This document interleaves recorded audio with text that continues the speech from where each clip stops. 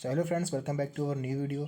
आशा करते हैं आप लोग बढ़िया होंगे और आप लोग का सभी पेपर जितने अभी तक गए हैं सभी अच्छे गए होंगे। ठीक है, तो अब हमारा एक लास्ट पेपर बचा हुआ है केमिस्ट्री का। ठीक है, उसकी तैयारी अब हम लोग को जोरदार कर रही है। तो यहाँ पर आप लोग को स्क्रीन पर दिख रहा होगा कि 3 से 4 नंबर वाले आप लोग को महत्वपूर्ण क्वेश्चन दिखने वाले हैं, जो कि आप लोग के स्टार्टिंग के चैप्टर 1 और चैप्टर 4 के बीच के ही होने वाले हैं। कह सकते हैं केमिस्ट्री फर्स्ट के। ठीक है, तो देखिए वीडियो को बिल्कुल भी स्किप मत करिएगा, बहुत ही मज़ेदार वीडियो होने वाली और कुछ इंपॉर्टेंट क्वेश्चन आप लोग को देखने को मिलेंगे। तो चलिए जल्दी से वीडियो को अपनी हम स्टार्ट करते हैं।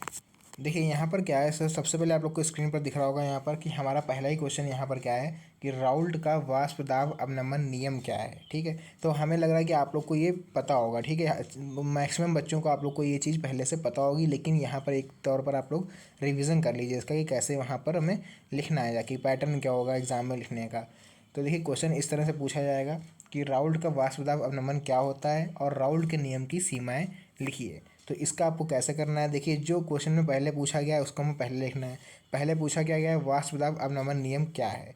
तो हम सबसे पहले हेडिंग डाल देंगे राउल्ट का वाष्प दाब अवनमन का नियम क्या होता है। देख लीजिए इसकी डिफिनेशन।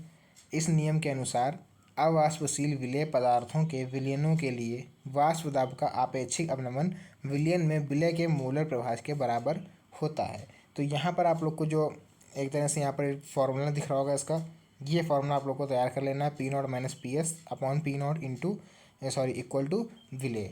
ठीक है, तो यहाँ पर देखिए ज़्यादा डीपली आप लोग को हम नहीं बता पाएंगे, क्योंकि एक स्पेशल वीडियो हमने सारे नियम की बना रखी है। जिन बच्चों ने देख रखा होगा पहले से, जो हमसे बहुत पहले से जुड़े हुए हैं, जो बच्चे नए हो आप लोगों को नहीं पता है, तो आप लोग जाइए, उसका लिंक हम चलिए डिस्क्रिप्शन में आप लोग को दे रखा है। आप लोग जाके वहाँ पर चारों नियम पढ़ लीजिए, जो कि नियम आप लोग को पता होगा केमिस्ट्री में बहुत ही इंपॉर्टेंट होते हैं। जैसे कि पहला नियम हमारा राउल्ट का नियम, फिर आप लोग का आ रहेगा हेनरी का नियम, फिर तीसरा आप लोग का हो रहेगा कोलराउस का, फोर्थ हो जाएगा आपका हार्डी सुल्जे का नियम। ठीक है, तो ये अभी तक जो मोस्टली बच्चे होते हैं रिएक्शन पार्ट सबका कमज़ोर होता है। ठीक है, मेरे हिसाब से रिएक्शन पार्ट जो होता है आप लोग का, जो हेलो एल्केन हेलो एरीन वाले चैप्टर होते हैं उधर पीछे वाले केमिस्ट्री सेकंड के ऑर्गेनिक केमिस्ट्री, तो वो मैक्सिमम बच्चों में कमज़ोर होता है। तो ऐसे में हमें करना क्या है भाई, केमिस्ट्री का पेपर तुमको देना ही है वहाँ बैठ के। तो एक काम ये करिए कि सेकंड आप लोग को नहीं, अगर रिएक्शन अच्छे से नहीं तैयार है तो उसको छोड़ दीजिए, अभी के लिए फ़िलहाल उसको छोड़ दीजिए। केमिस्ट्री फर्स्ट आप लोग इतनी अच्छे से तैयार कर लीजिए विद न्यूमेरिकल कि कोई भी क्वेश्चन आ जाए तो आप लोग उसको कर ले जाओ। ठीक है, बाकी जो केमिस्ट्री सेकंड आप लोग की उसकी कुछ इंपॉर्टेंट रिएक्शन है हम आप लोग को बता देंगे अपने वीडियो के माध्यम से, आप लोग पढ़ लीजिएगा और लगभग वही वीडियो वही जो रिएक्शन होंगी वही आप लोग को एग्ज़ाम में देखने को मिल जाएंगी। ठीक है, तो यहाँ पर आप लोगों ने इसका फॉर्मूला कर लिया है। अब हम लोग देखते हैं इसका आगे का सीमाएँ क्या है, नियम। उसके बाद देखिए यहाँ पर हमको क्या दिख रहा है साइड में कि बाकी का जो एक और फार्मूला आप लोग को दिख रहा होगा, एक तो हमने बता दिया, दूसरा फार्मूला आप लोग को ये दिख रहा होगा P not minus P S करके। ठीक है, small n upon n plus N.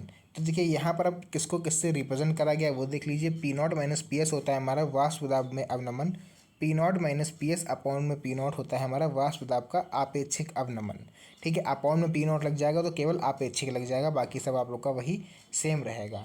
यहाँ पर एक्स जो हमारा होता है आप लोग को दिख रहा होगा, ये होता है विलय के मोल प्रभाज, और ये स्मॉल एन और ये कैपिटल एन जो यहाँ पर लिखे हुए हैं, ठीक है, ये होते हैं विलय के मोलों की संख्या, और कैपिटल एन होता है विलायक के मोलों की संख्या। तो अब हम लोग इसका देखेंगे राउल्ट के नियम की सीमाएं क्या होती हैं। तो इसकी सीमाएं देख लीजिए क्या होती हैं।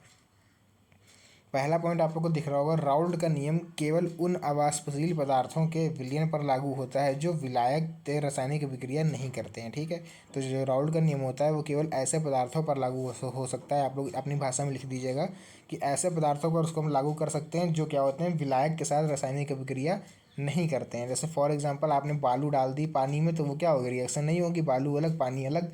ठीक है, वहीं अगर आप चीनी डाल दो तो वो घुल जाएगी। तो यहाँ पर घोलना नहीं है। ठीक है, मतलब जो बालू है और पानी है वह वाला आप लोग का जो मिक्सर होगा, वो जो सॉल्यूशन बन के तैयार होगा, वही यहाँ पर राउल्ट का नियम का सीमाएँ के अंतर्गत आता है। ठीक है, तो ये थी हमारे राउल्ट के नियम की सीमाएँ। अभी एक सीमा आप लोगों ने पढ़ ली, अभी दो नियम इनके और होते हैं वो भी देख लीजिए। नियम क्या है दूसरा, जो पदार्थ विलयन में संगुणित होते हैं उन पर भी राउल्ट का नियम लागू नहीं होता है। ठीक है, फिर है यहाँ पर राउल्ट का नियम केवल अवाष्पशील विद्युत अभिक्रियाओं के तनु विलयनों पर लागू होता है। ठीक है, उसके बाद देखिए नेक्स्ट क्वेश्चन हमारा क्या है। नेक्स्ट देखिए उसके बाद हमारा अगला क्वेश्चन है, हिमांक में अवनमन तथा विलय के अणुभार में क्या संबंध होता है। तो हिमांक में अवनमन और विलय के अणुभार में संबंध आप लोग हेडिंग डाल दोगे, साइड में लिखना स्टार्ट करोगे। हिमांक में अवनमन जो होता है हमारा वो मोलल अवनमन स्थिरांक इंटू मोललता, ये होता है इसका बच्चों फॉर्मूला। ठीक है, ध्यान से देख लीजिएगा, ये होता है इसका फॉर्मूला। अगर ये ना याद रहे आप लोग को तो एक फाइनल फार्मूला आप लोग को बता रहे हैं, केवल वो वाला याद कर लीजिएगा हिमांक में अवनमन का। तो देखिए एक फाइनल फार्मूला आप लोग को पढ़ लेना है इसका, कि देखिए delta T F equal to 1000 into K F into small डब्लू, फिर capital W into M dash, ठीक है। या फिर दूसरा फार्मूला आप लोग ये पढ़ लो, दोनों में से कोई भी जो आपको सरल लगे। सरल क्या लगना है, केवल यहाँ पर अंतर क्या है, देखिए केवल छोटी सी चीज़ का अंतर है, यहाँ पर डेल्टा एम और टी एफ की जगह आपस में इंटरचेंज हो गई इस फॉर्मूले में, ठीक है, केवल इतना सा अंतर है। बाकी किसको किससे रिप्रेजेंट करा गया वो देख लीजिए। एम डैश जो हमारा होता है वो होता है विलय का अणुभार, स्मॉल डब्लू आप लोग का होता है यहाँ पर विलय का भार, और के एफ जो यहाँ पर ये दिख रहा है ये होता है मोलल अवनमन स्थिरांक, और कैपिटल डब्लू हमारा हो जाता है विलायक का भार, ठीक है। तो ये था इसका हिमांक में अवनमन का छोटा सा फॉर्मूला। अगली जो हमारी मेन डिफिनेशन होने वाली वो क्या है, मोलर या फिर आणविक उन्नयन स्थिरांक तथा मोलर उन्नयन स्थिरांक में क्या अंतर है, ठीक है। अंतर पूछ रहा है किसके बीच में, मोलर उन्नयन स्थिरांक और आणविक उन्नयन स्थिरांक में। इन स्थिरांकों का प्रयोग करते हुए विलय के अणुभार को ज्ञात करने के लिए दो दो अलग अलग सूत्र लिखिए। तो आप लोग को बता दें रिसेंटली 2022 में पूछा गया क्वेश्चन है, तो इसको इग्नोर बिल्कुल भी मत करना, ठीक है। साइड में हेडिंग डाल देंगे सबसे पहले हम लोग मोलर उन्नयन स्थिरांक। क्या लिखेंगे इसकी डिफिनेशन, किसी विलायक के 100 ग्राम में किसी विलय का 1 मोल घोलने पर, मतलब किसी विलायक के 100 ग्राम में, ठीक है, कोई 100 ग्राम हमने विलायक ले लिया, उसमें किसी विलय का 1 मोल घोल दें अगर हम, ठीक है। 100 ग्राम विलायक मतलब जैसे कुछ आप लोग एक तरह से कोई पाउडर आप लोग ले लो, ठीक है, 100 ग्राम। तो इसमें क्या होगा, फिर विलय करेंगे 1 मोल घोलने पर। घोलने पर मतलब आप लोग वो जो पाउडर लोगे उसमें 1 मोल और विलय विलय मिला के उसको हम लोग घोल देंगे। फिर उसके क्वथनांक में होने वाली वृद्धि को ही हम लोग मोलर उन्नयन स्थिरांक कहते हैं। इससे जो उसके क्वथनांक में जो वृद्धि होगी उसी को हम लोग बोलेंगे मोलर उन्नयन स्थिरांक। आप लोग को नाम से पता चला होगा, जो हाई स्कूल में आप लोगों ने पढ़ा होगा जिन बच्चों ने मैथ, वहाँ पे एक चैप्टर था याद होगा आप लोग को, ऊंचाई एवं दूरी, हाइट एंड डिस्टेंस जिसको हम लोग इंग्लिश में बोलते हैं, ठीक है। वहाँ पर उन्नयन और अवनमन हम लोगों ने अच्छे से पढ़ा था। तो अवनमन मतलब वहाँ पर था कम और उन्नयन मतलब होता है ज़्यादा। तो यहाँ पर भी देखिए उन्नयन मतलब होता है बढ़ना, तो इसीलिए यहाँ पर लिखा गया है क्वथनांक में होने वाली वृद्धि को ही हम लोग मोलर उन्नयन स्थिरांक कहते हैं। उसको देखिए यहाँ पर हम लोग इसका फॉर्मूला देख लेंगे क्या होता है फॉर्मूला। हाँ एक सेकंड, इसको हम लोग किससे रिप्रेजेंट करते हैं, हम लोग के डैश बी से, ठीक है। तो इसका फॉर्मूला हो जाएगा विलय का अणुभार मतलब M equal to 1000 into K v dash small डब्लू अपॉन में delta T v into capital W. तो देखिए किसको किससे रिप्रेजेंट करा गया, जहाँ ये लाइन बहुत ही ज़्यादा इंपॉर्टेंट होती है तो ये जरूर लिख दिया करो यार नीचे किसको किससे रिप्रेजेंट करा जा रहा है। तो स्मॉल डब्लू हमारा भैया यहाँ पर हो जाएगा विलय का भार, कैपिटल डब्लू विलायक का भार, डेल्टा टी वी क्वथनांक में उन्नयन, और के बी हमारा हो जाएगा मोलर उन्नयन स्थिरांक। जैसा उसके बाद देखिए यहाँ पर है मोलर उन्नयन मोलल उन्नयन स्थिरांक क्या होता है। मोलल उन्नयन अभी हम लोगों ने पढ़ा मोलर, और ये हमने पढ़ रहे हैं मोलल। जैसे आप लोग पढ़े होंगे एक होता है मोलरता, एक होता है मोललता, तो वही यहाँ पर भी थोड़ा डिफरेंस है ला और रा का। तो देखिए यहाँ पर क्या है, ऊपर भी हम लोग पढ़ के आए 100 ग्राम में, यहाँ पर केवल 1000 ग्राम में, ठीक है, बाकी सेम डिफिनेशन वही रहेगी। विलायक की 1000 ग्राम में किसी विलय पदार्थ के 1 मोल को घोलने पर उसके क्वथनांक में होने वाली वृद्धि को मोलल उन्नयन स्थिरांक कहते हैं। हम लोगों ने ऊपर पढ़ा अभी मोलर उन्नयन स्थिरांक, तो वहाँ पर भैया 100 था, यहाँ पर 1000 है। तो ये चीज़ आप लोग ध्यान रखिएगा। फॉर्मूला देखिए इसका होता है, या फॉर्मूला भी लगभग सेम होता है, कि यहाँ पर बस इतना अंतर है होगा, आप लोगों को दिख रहा होगा यहाँ पर डेल्टा टी वी दिया हुआ है, वहाँ भी डेल्टा सॉरी वहाँ के भी दिया होगा, ठीक है। अगला क्वेश्चन देखिए हमारा क्या है यहाँ पर, वैद्युत अपघटनी सेल और गैल्वेनिक सेल के बीच में अंतर, मतलब वैद्युत अपघटनी सेल और गैल्वेनिक सेल के मध्य में अंतर बताना है। तो देखिए एक तरफ हम लोग यहाँ क्या करेंगे, सबसे पहले हेडिंग डालेंगे वैद्युत अपघटनी सेल और गैल्वेनिक सेल में अंतर। सेम यही पैटर्न रहेगा आपका एग्जाम में भी, ध्यान रखिएगा इस चीज़ को, ठीक है। तो यहाँ पे एक तरफ हम डाल लेंगे वैद्युत अपघटनी सेल, दूसरी तरफ हम डाल लेंगे गैल्वेनिक सेल।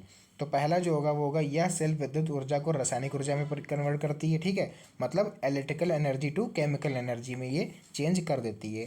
फिर यहाँ पर होगा, यह सेल रासायनिक ऊर्जा को वैद्युत ऊर्जा में चेंज करती है, मतलब chemical to electrical, just opposite होती हैं एक दूसरे की। इस सेल में बाह्य स्रोत द्वारा विद्युत ऊर्जा दी जाती है, इसमें भैया विद्युत ऊर्जा प्राप्त होती है हमको। इसमें क्या होता है, इसमें हम इलेक्ट्रिसिटी बाहर से देते हैं और ये हमें खुद इलेक्ट्रिसिटी वापस देती है। मतलब समझ में आया, इसमें हम चार्ज करेंगे एक तरह से फ़ोन की बैटरी, और ये क्या हो रहा है कि ये वाली बैटरी इमरजेंसी लाइट जो हम लोग जलाते हैं, तो ये हमको क्या देती है, वापस देती है लाइट, और ये हमसे लेती है एनर्जी।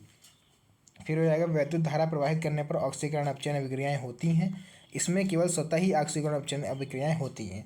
इसमें क्या होगा वैद्युत अपघटनी सेल में, कि जब हम विद्युत धारा देंगे तब ऑक्सीकरण अपचयन होगा। इसमें भैया तुम विद्युत धारा दो चाहे ना दो, ऑक्सीकरण और अपचयन अपने आप हो जाएगा, ठीक है।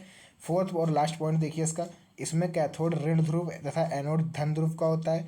इसमें कैथोड धन ध्रुव और एनोड ऋण ध्रुव का होता है। ठीक है, तो ये जो 4 अंतर हैं बहुत ही ज़्यादा इंपॉर्टेंट हैं, दोनों के मध्य अंतर पूछा भी जाता है हर साल।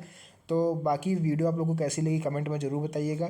मिलते हैं नेक्स्ट वीडियो में एक और अच्छे और इंटरेस्टिंग टॉपिक के साथ, तब तक के लिए धन्यवाद।